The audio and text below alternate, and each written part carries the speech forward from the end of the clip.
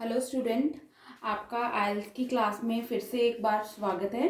मैं आपको आज आइल्स के राइटिंग टास्क के रिलेटेड आपको बताना चाह रही हूँ।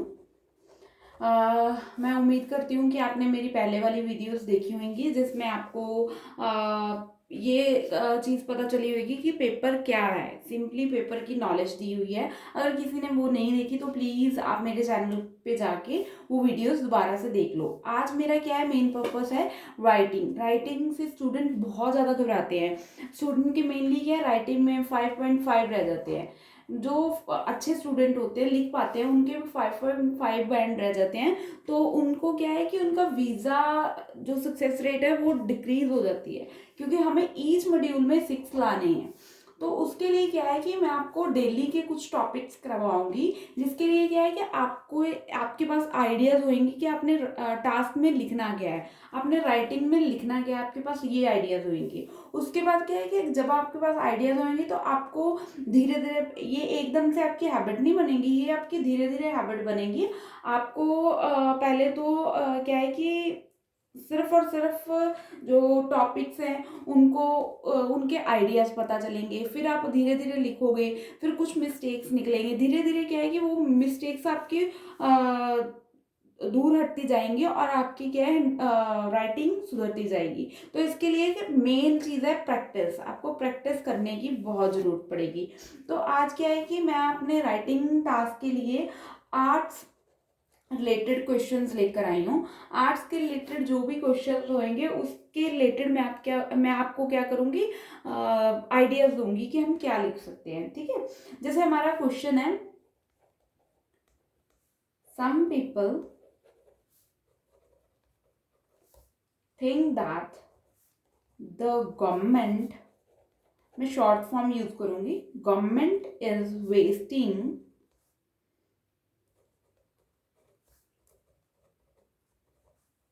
money on arts, and that this money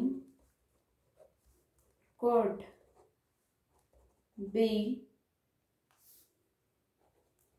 better spent elsewhere. To what extent do you agree with this view? उन्होंने हमें ना एक स्टेटमेंट बता दी।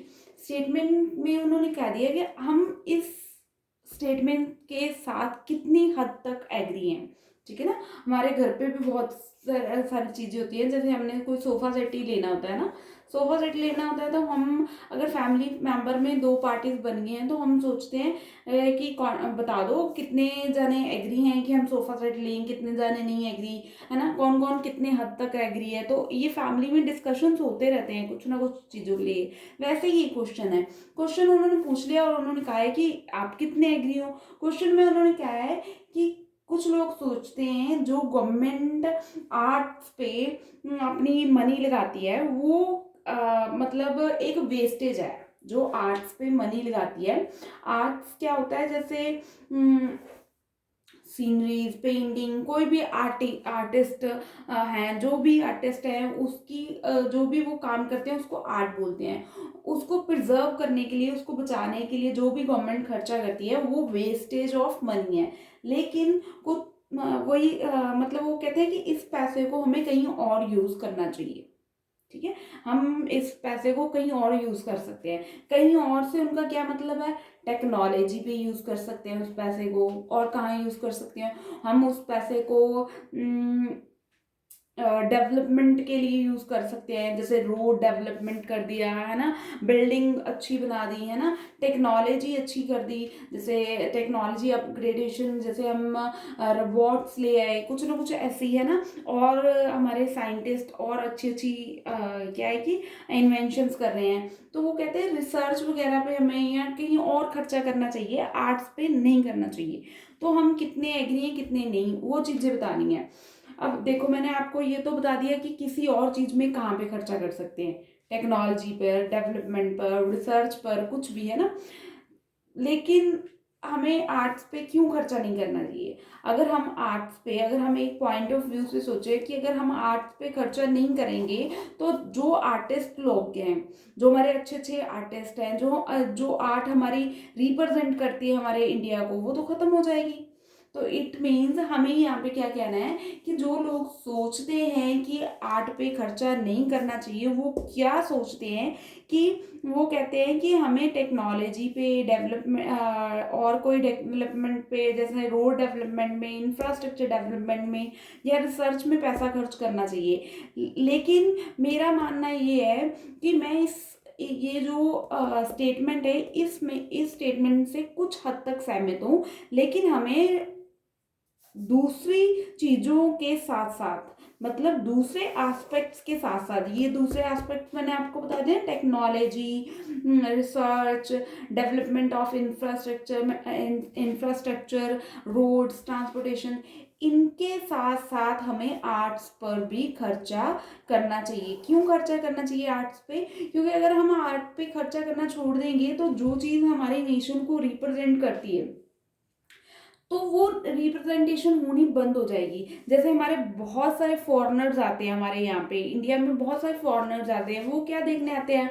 हमारी आर्ट को देखने आते हैं, हमारी कला को देखने आते हैं। जैसे राजस्थान की आर्ट को देखने आते हैं, ना। पंजाब में क्या नई नई चीज़ें हैं उनको देखना केरला में क्या है, क्या चीज़ें हैं, इनको देखने के लिए वो इंडिया में आते हैं। अगर हम ये चीज़ें मनी गवर्नमेंट उस पर लगाना ही बंद कर देगी तो क्या होएगा?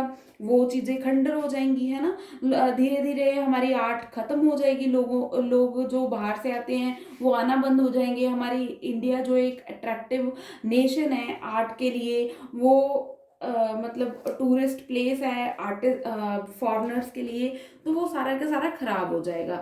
दूसरी चीज़ क्या है? जो आर्टिस्ट लोग हैं वो इकोनॉमिकली सफ़र करेंगे, मतलब उनके पास पैसा नहीं आएगा जब हम उनके चीज़ों को प्रिजर्व ही नहीं कर रहे हैं, ना। आर्ट की तरफ लोग ध्यान देना छोड़ देंगे। लोग सिर्फ यही सोचेंगे पढ़ लिख के कुछ बन जाओ, आर्टिस्ट बनने की ज़रूरत नहीं है। अगर आर्टिस्ट बनने बंद हो जाएंगे तो हमारी नेशन को रिप्रेजेंट कौन करेगा? ठीक है, ये भी ड्रॉबैक है।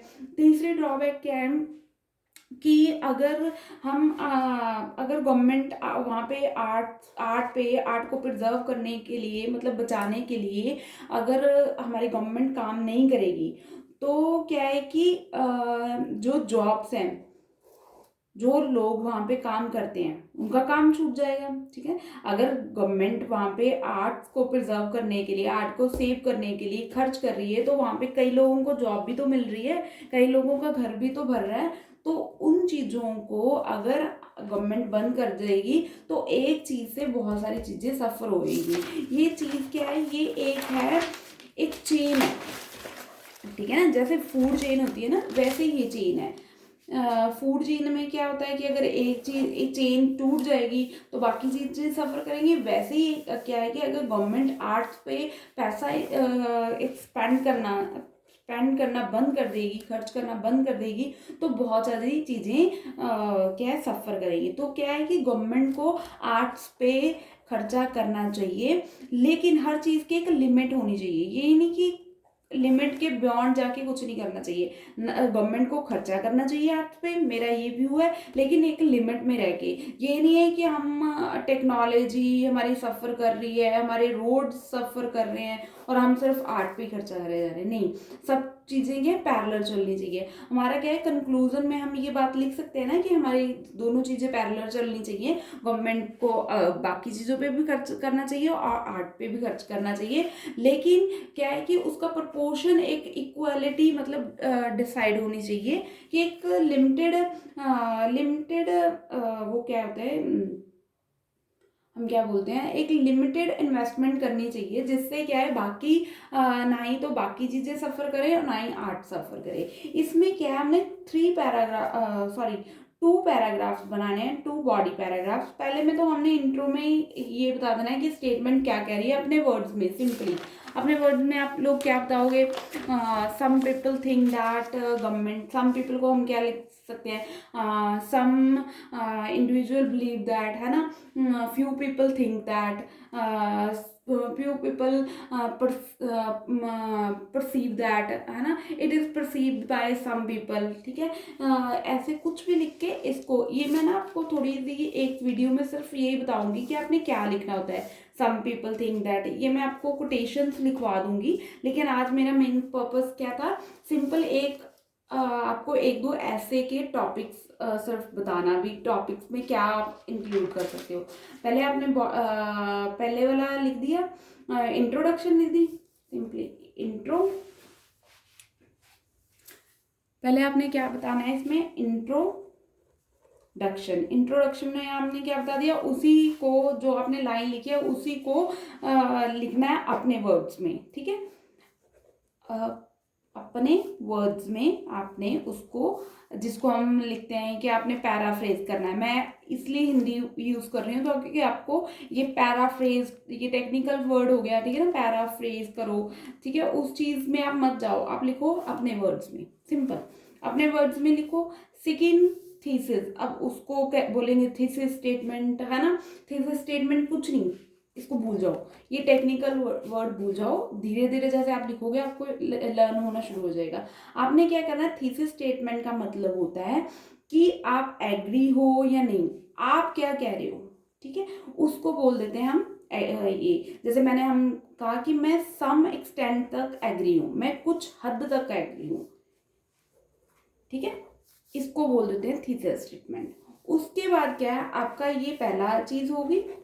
सेकंड में आपके लिए क्या करना है, बॉडी पैराग्राफ, आपने बॉडी पैराग्राफ 1 बताना है, जिसमें आपने बताना है कि अगर हम एग्री हैं, जितना एग्री हैं तो क्यों एग्री हैं, मतलब आर्ट्स पे खर्चा करना चाहिए ताकि फॉरेन टूरिस्ट अट्रैक्ट होंगे, इससे क्या है कि अगर हम आर्ट्स पे खर्चा करेगी हमारी गवर्नमेंट, बहुत सारे लोगों को जॉब मिलेगी, ये चीज़ होगी, ठीक है। सेकंड पैराग्राफ में आप क्या बता दोगे कि गवर्नमेंट को एक लिमिटेड उसमें बजट में रह के खर्च करना चाहिए, बाकी चीज़ें भी इग्नोर नहीं करनी चाहिए, जैसे साइंस इग्नोर नहीं करनी चाहिए, है ना, टेक्नोलॉजी डेवलपमेंट, ये चीज़ें भी इग्नोर नहीं करनी चाहिए, इस पे भी उनको खर्चा करना चाहिए, ये चीज़ बता देंगे हम सेकेंड पैराग्राफ में।